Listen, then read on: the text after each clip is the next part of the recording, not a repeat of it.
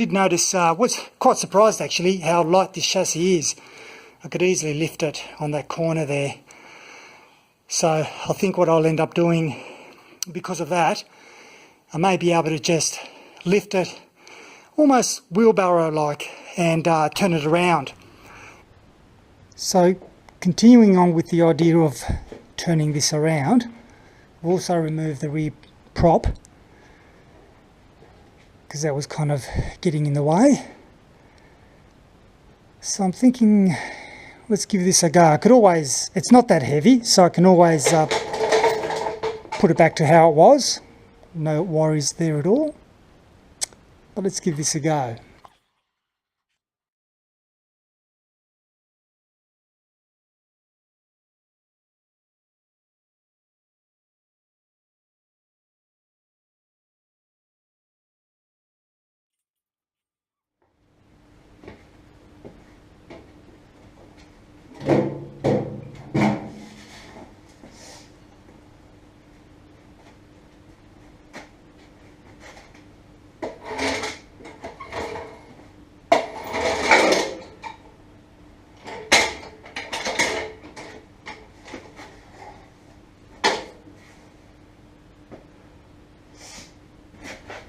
So that wasn't too bad.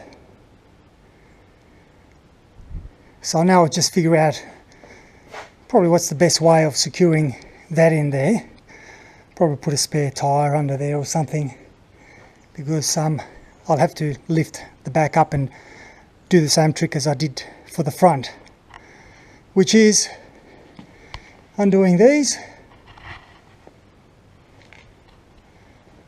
and of course undoing these. Going along nicely, starting to remove the bolts, and they're expected seized a bit, but you know, you get that. But this is an interesting piece here. You see how it's actually quite damaged.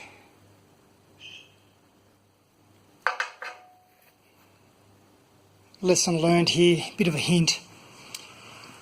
You see in this case here, I've got the top nut still in and the bottom one's gone, removed. Now because I've removed the bottom one, now the top one's becoming a bit of a problem to try to free up. So the best thing to do would be like on this side. Make the two nuts first and then you start removing the two bolts. So now that I've finished releasing the rear axle, it's all now nice and loose, I can do the same with the front and move it out of the way. However, my luck with not having to resort to an angle grinder has come to an end. So I had to cut off a couple of these, and you can see how the actual inner bush is well and truly stuck onto the bolt, so that had to be cut off. I also had to cut up this one over here. Again, it was stuck on this side here.